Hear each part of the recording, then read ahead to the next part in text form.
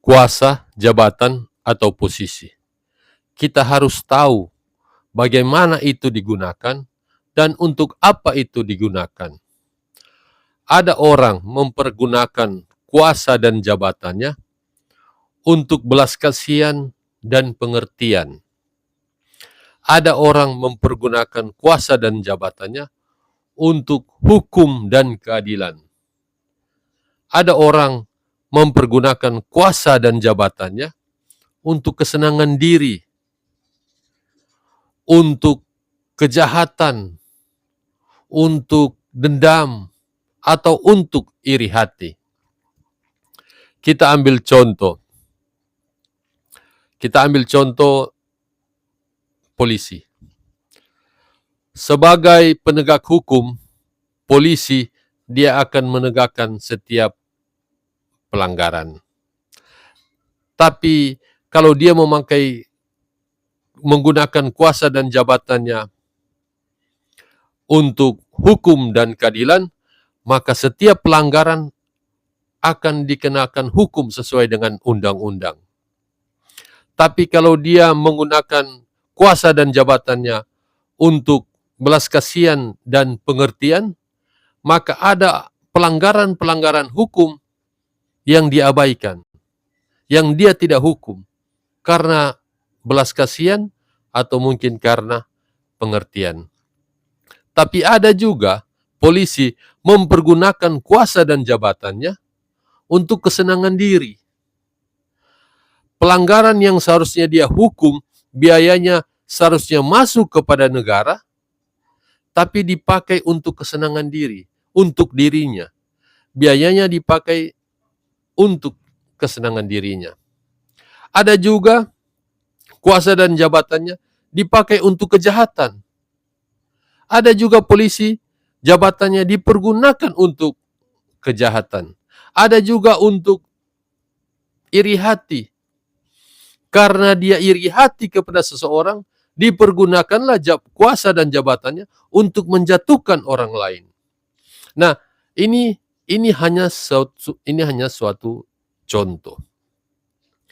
Tapi kuasa dan jabatan ini juga dalam penyalahan menggunakannya itu bukan cuma terjadi di satu lingkup organisasi, tapi ini terjadi juga di banyak hal, banyak jabatan, banyak kepemimpinan, baik yang tertinggi maupun yang terendah.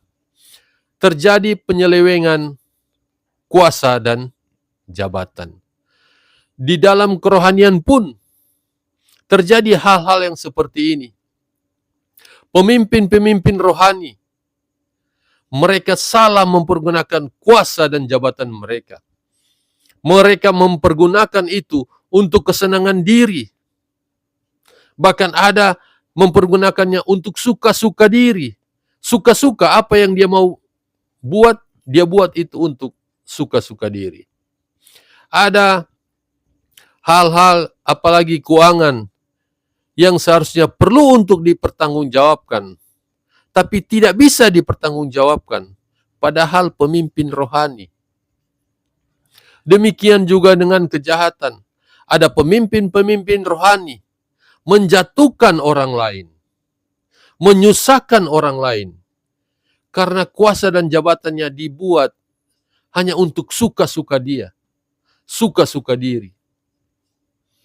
Memang sebagai pemimpin, mereka yang memiliki jabatan, memiliki kuasa untuk itu. Tapi kita harus sadar, kita harus tahu untuk apa kita menggunakannya dan bagaimana kita menggunakannya. Kalau kuasa dan jabatan kita gunakan tidak cocok dengan sorga, maka kita sementara menyimpang. Walaupun kita rajin berdoa, walaupun kita rajin ibadah, tapi kalau kuasa dan jabatan kita salah dalam mempergunakannya, maka kita tidak akan cocok dengan sorga. Ini perlu kita sadari, ini perlu kita hati-hati. Bagaimana kita membawa diri kita, bagaimana kita membawa kuasa, jabatan, dan posisi kita Apakah kita mempergunakannya di hal yang benar? Apakah kita mempergunakannya untuk kemuliaan Tuhan atau hanya untuk menyenangkan diri sendiri? Kita ambil contoh Pilatus dan para imam di zaman Tuhan Yesus. Pilatus memiliki kuasa. Para imam juga memiliki kuasa. Tapi mereka mempergunakannya bukan untuk hukum dan keadilan. Karena kalau mereka mempergunakan untuk hukum dan keadilan, maka Tuhan Yesus tidak bisa dihukum. Karena tidak didapati bersalah. Tapi bagaimana kuasa dan jabatan mereka? Mereka pergunakan karena iri hati, karena dengki, karena persengkongkolan. Ini membawa kepada penyimpangan-penyimpangan dari kuasa dan jabatan. Ini menjadi cermin bagi kita, agar supaya kita sadar diri. Sebagai apa kita? Sebagai apa kita dalam kehidupan, dalam kerohanian, dalam pekerjaan, sebagai apa kita? Apakah kita mempergunakan kuasa dan jabatan kita kepada hukum dan keadilan? Apakah kita mempergunakan kuasa dan jabatan kita kepada belas kasihan dan pengertian?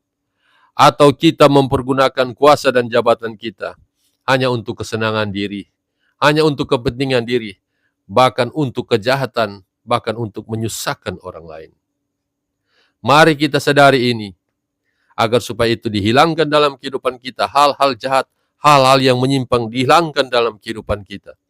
Kita terus bertumbuh dalam kerohanian, kita cocok dengan kerajaan sorga.